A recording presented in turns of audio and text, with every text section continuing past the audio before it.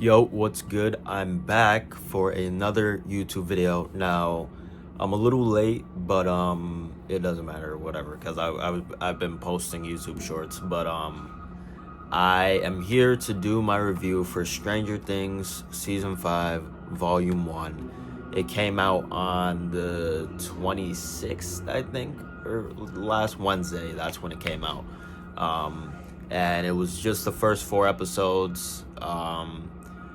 And yeah, I'm here to talk about it. Now, I'm a really big Stranger Things fan. I've been watching this show since 2017. And season 4 was incredible. So going into this season, considering that it's going to be the final season, the expectations were really high. Now, did it disappoint? I would say no. I would say it was solid, but I do have a lot of issues with it, and I feel like out of all the seasons, this one might be the weakest so far, which hurts to say, because season 4 was incredible. So let's get into it. So basically, there's a bit of a time jump. We're in 1987 now. The characters grew a bit, and they're basically searching for Vecna to kill him, essentially, to get all the other bullshit out the way. And Vecna, he is now targeting the kids of Hawkins. He's going after Holly and a bunch of other kids. One of them, Derek, who is a new character. At first, he was a little bit annoying, but I grew to enjoy his character. He's pretty funny. And we don't really know what his overall goal is with kidnapping the kids, but he's taking them, or at least he's sending Demogorgons to take them, and then he's putting them in these sacks. Basically what happened to Will at the end of season 1, where he was like, in a sack and had the thing in his mouth. They replayed it in the beginning of this season.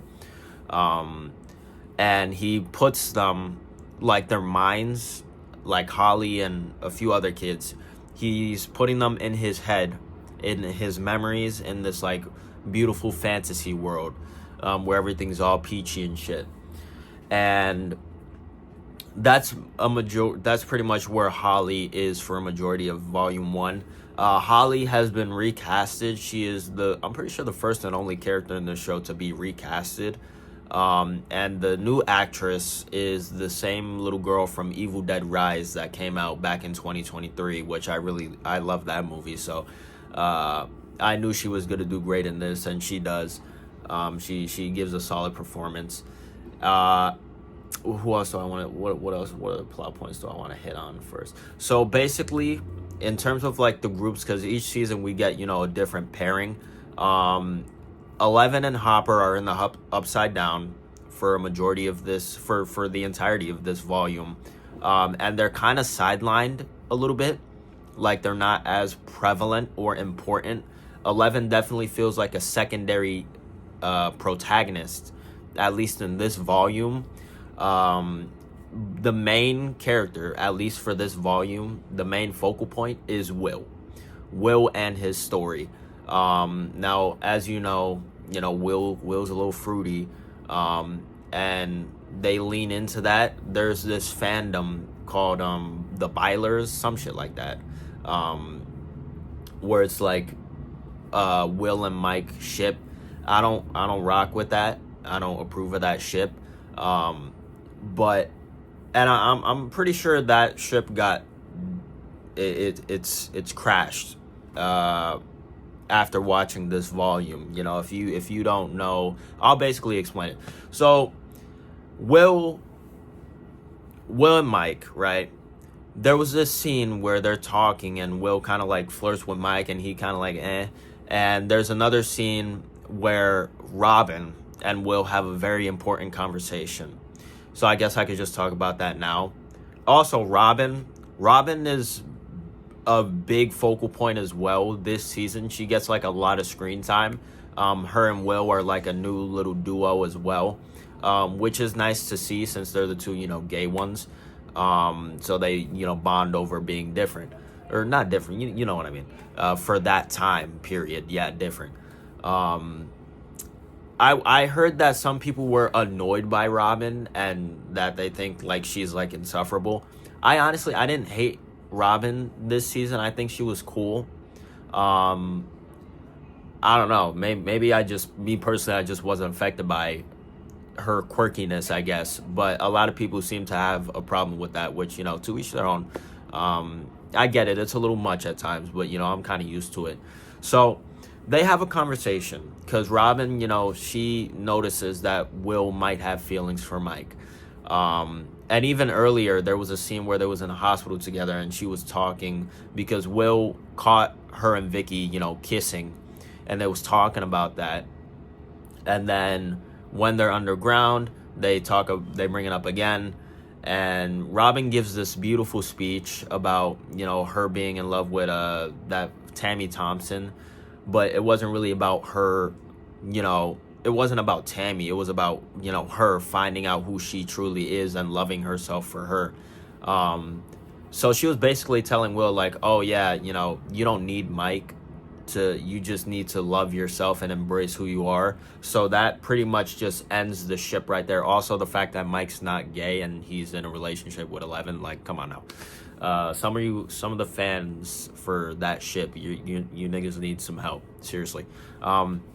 But yeah, so, and I honestly like that. I think that Will just needs to accept himself, embrace himself, and love himself, and that's it. And he does that at the end of this volume, which I'll get into. But let's just talk about the stakes, because they got to set the stakes. So Karen and Ted get attacked.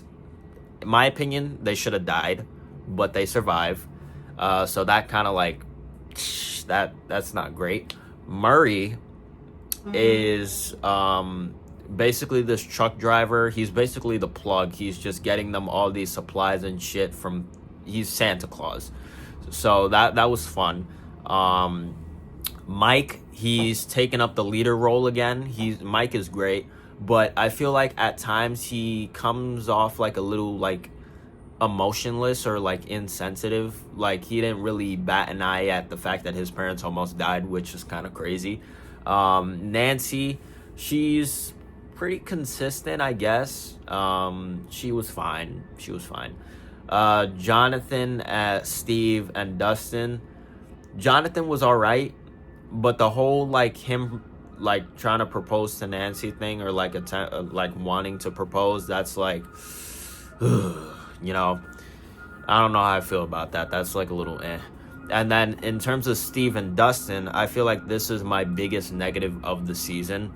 Dustin's depressed, which is like hard to see. It happened with Max in season 4, but she's always kind of been like a little snarky, a little sarcastic.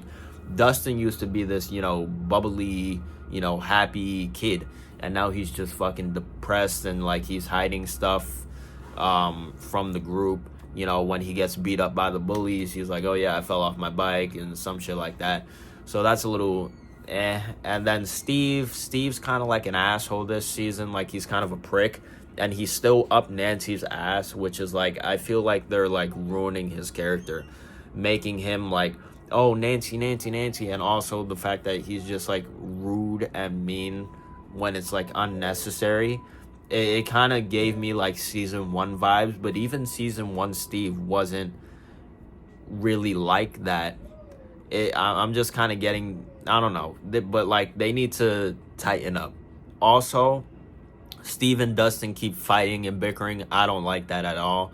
I don't understand. Like you have a perfectly good character. Why are you ruining him? Like why? This whole Steve, Jonathan, Nancy love triangle, this whole Steve and Dustin bickering, this whole Dustin's depressed, this whole Steve's kind of like being an asshole now. Like why? What's the purpose of it? It doesn't I don't know, bro. It's stupid. It's stupid, and I'm not rocking with it. I pray that in volume 2 they fix everything that they've like low-key damaged before it's too late. Okay? Here's what I would say. Steve, get over Nancy. Leave it alone. Nancy and Jonathan, if they want to be together, fuck it, let them be together. If Nancy doesn't want to be with either of them, she wants to go off, be a fucking journalist, whatever, let her do it. Fix Steve and Dustin's relationship. Have them stop bickering, stop fighting. Let them have a heart-to-heart. Let it all out on the table and then make up, because it's fucking draining. Have Steve not be such a prick this season. I don't know. He's like a bit of a prick. I'm not rocking with it. Have him be, chill again. Some people were saying, oh, maybe he's just fed up with the whole situation in general. But nigga, come on, bro. Get over it. And the bickering between Steve and Jonathan, clip it as well. Don't care for it. And I think that's about it. What else? Lucas was pretty consistent, I would say that. And Max, she comes back. She's also in Vecna's mind, in his memories with Holly. And there's a little flashback to how she got there. She almost made it out, but she didn't make it in time. And she goes into this cave in his memory, and for some reason Henry is scared of that place. So they're obviously they're gonna talk about it in volume 2, reveal what that is. So I'm intrigued for that. What else? Will gets powers at the end of episode 4.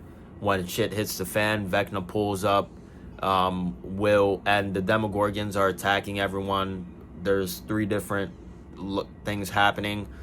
1, the Demogorgons going after Lucas and the kids, because they planned on taking the kids out of the military base to take them to safety. So Lucas and the kids are getting attacked. Will, Mike, Joyce, they're getting attacked up above. And Robin, Murray are also getting attacked in a different location. So Will remembers Robin's speech, unlocks powers, and kills the Demogorgons Vecna style. So I think that was really cool. Now, I've heard people say that Will's acting was a little mid. I didn't really feel that. I feel like he gave a strong performance, and honestly, I feel like he shined, especially in those last few moments when he got his powers. I feel like that was a highlight, and I like the fact that he has powers now. I think it's cool. Now, in terms of 11 and Hopper's storyline, Hopper has this suicide vest. He's always trying to kill himself for some reason. I don't know why. And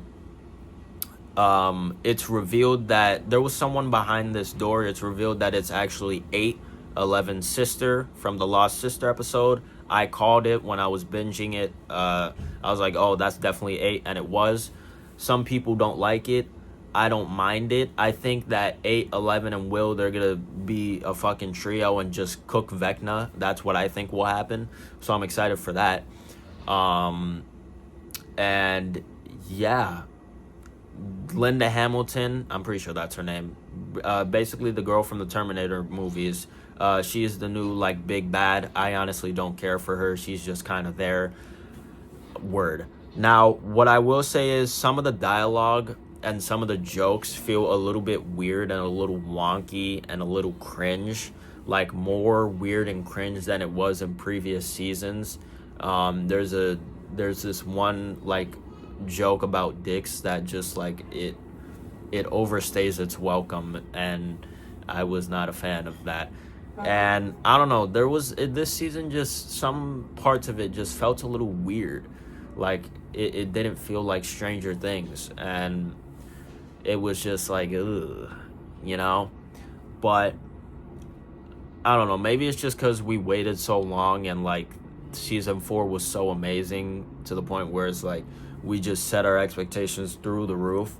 But now, after seeing volume 1, going into volume 2, and then the finale on New Year's Eve, I'm just gonna,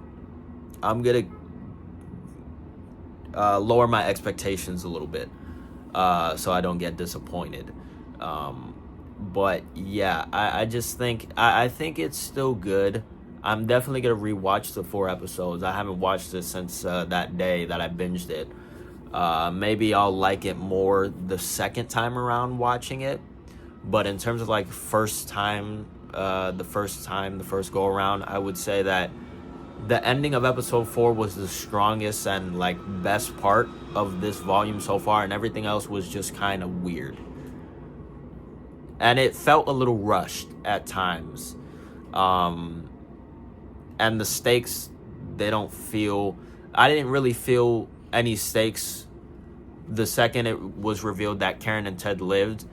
The only other time I felt a little bit of stakes was at the end of episode 4, because I thought Will was going to sacrifice himself and jump in front of the Demogorgon to protect Mike.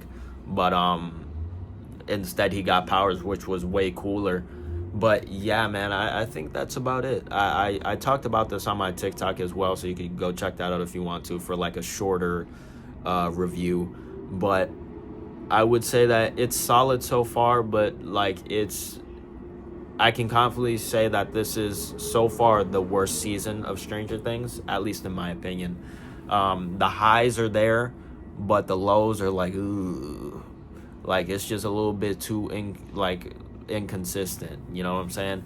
Like it wasn't this bad in season 4, so there's that. But I am intrigued to see where they go next. What these next 3 episodes, volume 2, what that's going to be like. Hopefully they really bring it back, and if they do, then everything in this volume will be water under the bridge.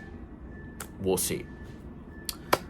That's it, man. This has been my review for Stranger Things Season 5, Volume 1. Hopefully you guys enjoyed. Word. I'm the Hero Light Legend, Tyree Figueroa, signing out. Peace.